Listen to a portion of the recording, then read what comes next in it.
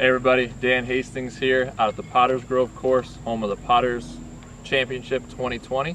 Tournament coming up this weekend. Out here showing you the tournament layout. Everything's going to be in the long position, but if you can't make it out here for practice, this video will give you the guide for the layout. We're going to go through each hole showing you the intended shot and listed OBs for the tournament. Helping me today I'll have Will Sherrill and course designer Drew Brunfeld. Hole 1, 350 feet.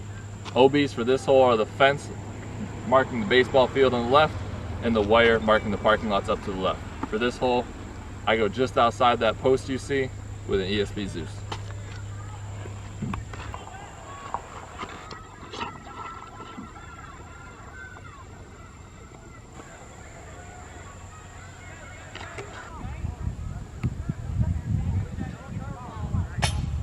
Hole 2 is 185 foot, plays like an island.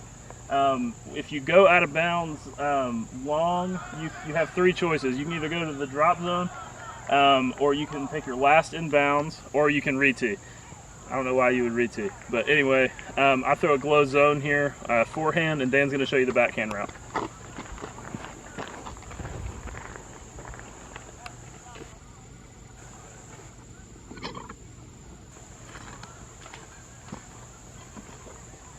For this hole, I'm going backhand with Crystal Fierce.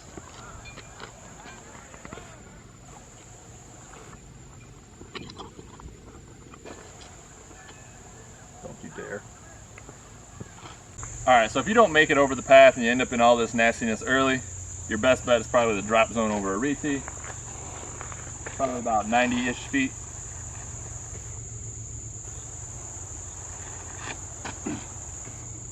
Nice layup.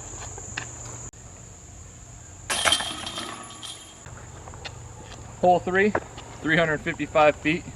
The only OB here is the paved road long. This gravel path that runs through it is not out of bounds. But if you end up on the left side, you probably will wish you're out of bounds. And same with that right side. For this hole, I'm throwing ESP serve.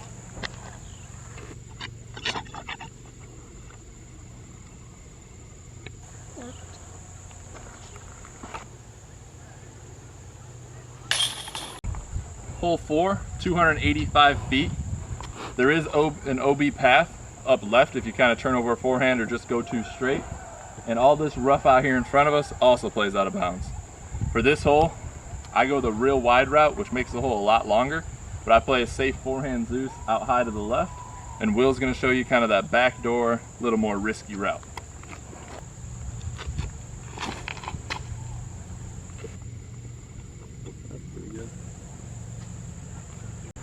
Alright, so I'm going to take the risky route and go right side over the OB the whole time. I'm throwing a Paige Pierce buzz.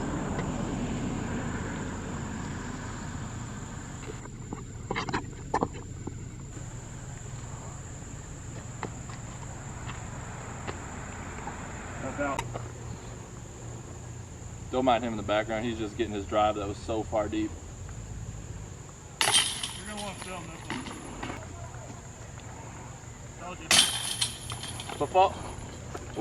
Alright, we're here at hole 5, and it is a par 4, first par 4 of the day, 480 feet uphill, plays more like 650 feet.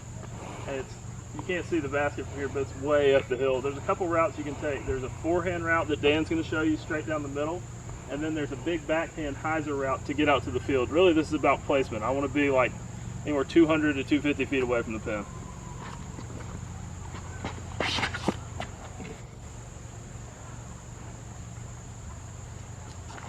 Will's line kind of takes the OB out of play because his path on the left is out of bounds, and then the road long is also out of bounds. I go up the middle with an ESP Zeus.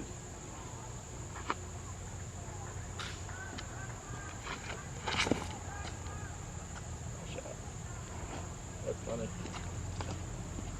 From here, I've got a pretty simple little hyzer up to the pin. It's on a Raptor.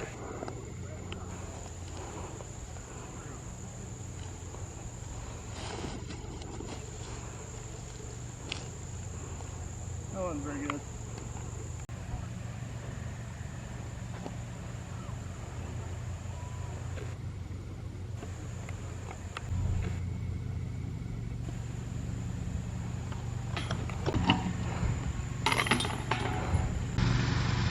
Hole 6, 235 feet. It's literally just right there. The tricky part with this hole is there's an OB path about 15 feet long and left of the basket.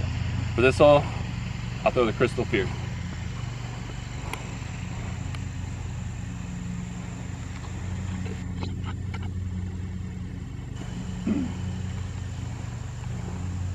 I prefer the forehand route here just because it kind of takes the OB path out of play. I try to play it to that tree just to the left of the basket and let it fade in.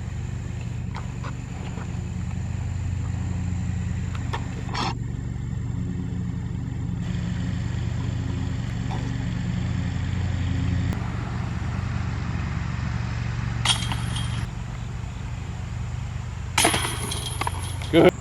Hole 7, 280 feet. The OBs for this hole are this walking path that circles all the way around and actually goes up next to the basket left. For this hole, you can pretty much throw any disc in your bag, just on a slight hyzer and it should hook up. I throw an ESP buzz.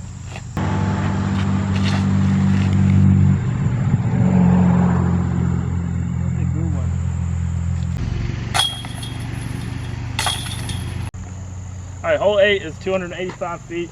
There's a huge tree right in front of the basket.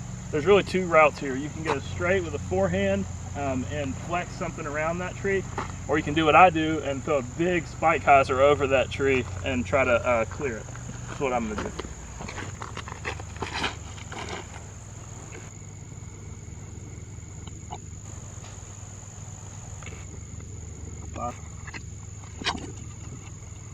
Yep.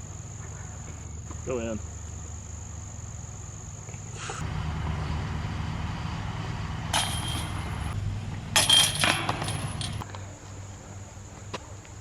Hole 9, 260 feet. The play is a nice gentle forehand up the left side and really playing that skip up to the right. If you blast by it long, you can go OB in the parking lot. That's another reason why that forehand is a safer play.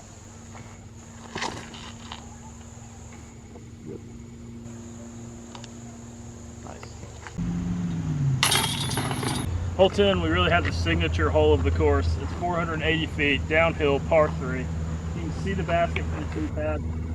It's a fairway driver for me. I've seen people even get there with mid-ranges, but the play for me is just to throw something straight down the fairway and have it hyzer out at the end, right at the basket.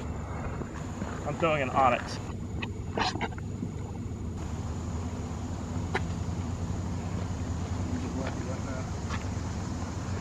ESP Undertaker.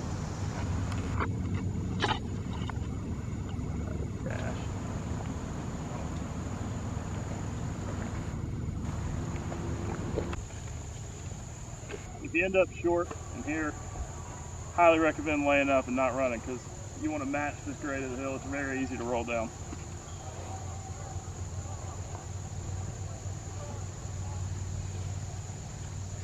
Just like that. Will says he would lay up from here too.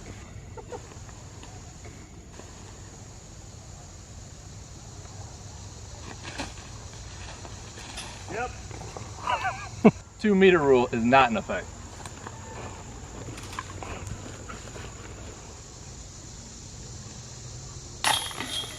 Hole 11, 225 feet.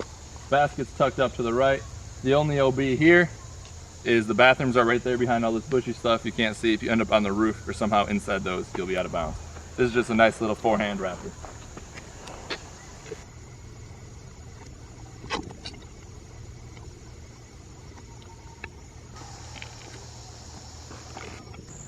Really cool basket placement.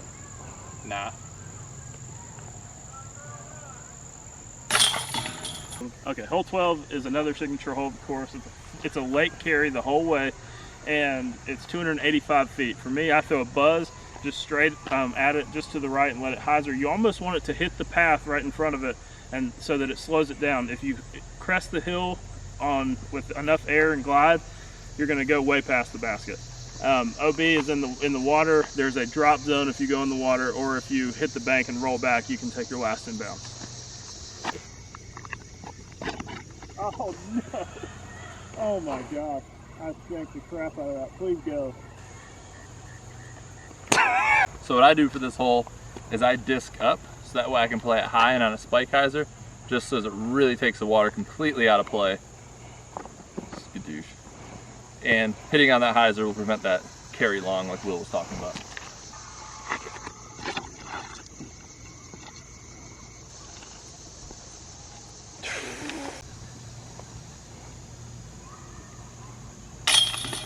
Hole 13, 310 feet. Don't worry, all those cars will be moved come tournament time. Pretty much either just a gentle turnover mid-range, flex fairway, or just a nice flat forehand down the left side. Plenty of options, nothing too tricky. If somehow you end up in the playground or baseball field, that'll be out of bounds. Hole 14, 315 feet. It's down there right at the end of the tree line, right before that last bushier tree. For me, I just throw a little flip up buzz. Just keep it wide. Really the only mistakes here are the OB right. And if you go in early on the left, you're gonna wish it was out of bounds because you're giving up a stroke.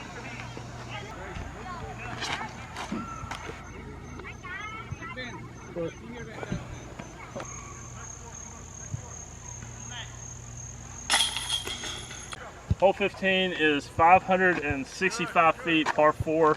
You're playing almost to a landing zone down there, about 350 feet, and then you want to throw like a touch forehand into the forest. So I'm throwing an ESP force on just a big hyzer, trying to do some placement.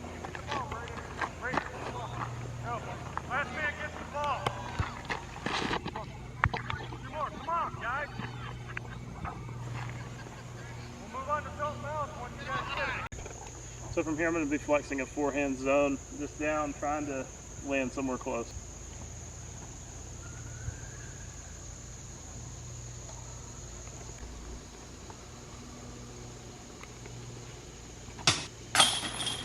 Hole 16, 250 feet. No out of bounds on this hole. For this one, I'll throw a nice touch ESP raptor.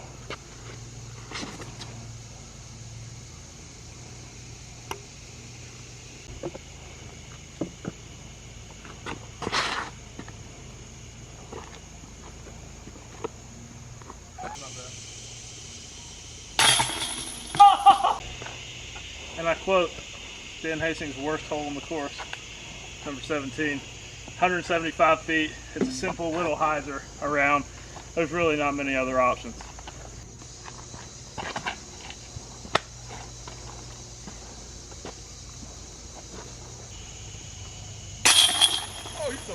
Hole 18, par 4, 615 feet.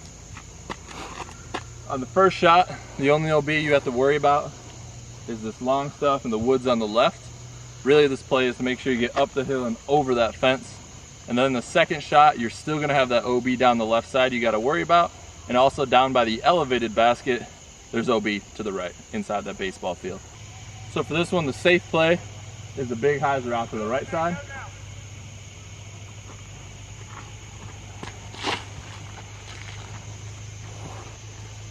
And then you have the more aggressive line up the gut with a turnover.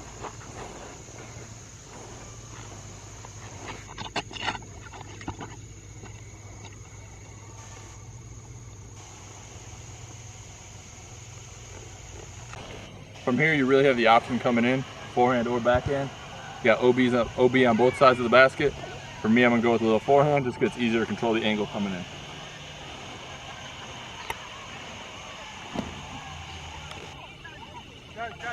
Nice.